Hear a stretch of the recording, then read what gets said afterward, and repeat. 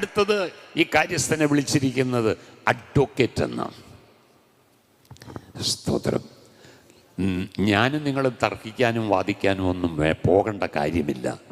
സ്തോത്രം. നമ്മുടെ case വാദിക്കാനായിട്ട് ഒരുവനുണ്ട്. Hallelujah. ദൈവമക്കൾ എന്തിനു പോകത്തില്ല? സ്തോത്രം. കേസിനൊന്നും പോകേണ്ട കാര്യമില്ലെന്നേ. തർക്കിക്കാനും വാദിക്കാനും ഒന്നും പോകേണ്ട കാര്യമില്ല. പരിശുദ്ധാത്മാവിനെ അങ്ങ് ഏൽപ്പിച്ചാൽ മതി. സ്തോത്രം. മനസ്സിലായോ? ഈ ലോകമനുഷ്യൻ എന്നാ ചെയ്യുന്നത്? പരിഹരിക്കാൻ പറ്റാത്ത നമ്മുടെ കയ്യിൽ എല്ലാ പോയിൻറ്സും ഉണ്ട്. എന്നിട്ട് പറയണം അടുത്ത് നമ്മൾ സമീപിക്കാൻ നല്ലൊരു അഡ്വക്കേറ്റിനെ നമുക്ക് വേണ്ടി വാദിക്കാൻ. ലോകപ്രകാരമുള്ള മനുഷ്യർക്കതാകാം. പക്ഷേ എനിക്കും നിങ്ങൾക്കും, സ്തോത്രം, വേറൊരു അഡ്വക്കേറ്റുണ്ട്. എനിക്കും നിങ്ങൾക്കും വേണ്ടി വാദിക്കുവാൻ. ദൈവവൈതലെ സ്തോത്രം. ഹല്ലേലൂയ. അവൻ്റെ കയ്യിലേക്ക് അങ്ങ് കൊടുത്താൽ മതി. നമുക്ക് വേണ്ടി വാദിക്കുവാൻ. നമ്മുടെ നീതിയും ന്യായവും പിടിച്ചു വയ്ക്കാൻ സമ്മതിക്കത്തില്ല. ഒരുപക്ഷെ തൽക്കാലത്തേക്ക് പിടിച്ചു വച്ചേക്കാം.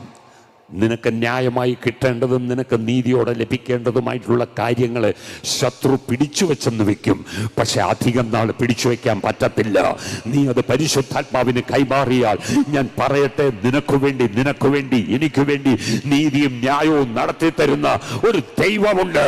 കരമുയർത്തി ദൈവത്തിൽ ഒന്ന് സ്തോത്രം ചെയ്താട്ടെ. ഹല്ലേലൂയ. സ്തോത്രം. മറ്റൊരു കാര്യസ്ഥൻ എന്ന് പറയുമ്പോൾ മറ്റൊരർത്ഥം പറയുന്നത് സ്ട്രെങ്തനർ എന്നാണ്. എന്ന് പറഞ്ഞാൽ, ദൈവമക്കളെ, ജീവിതത്തിൽ എത്രയോ പ്രാവശ്യം തളർന്നു പോയിട്ടുണ്ടല്ലേ? തളർന്നു പോയിട്ടുണ്ട്. സ്തോത്രം. കാരണം ഈ ലോകത്തിൽ ഭക്തിയോടെ ജീവിക്കുന്നവർക്കെല്ലാവർക്കും എന്തുണ്ടാകുമെന്ന്?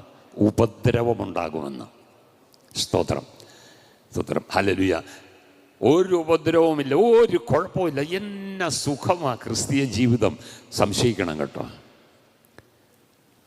എന്തോ ഭക്തികേട് വന്നിട്ടുണ്ട്, എവിടെയൊക്കെയോ കോംപ്രമൈസ് ചെയ്തിട്ടുണ്ട്.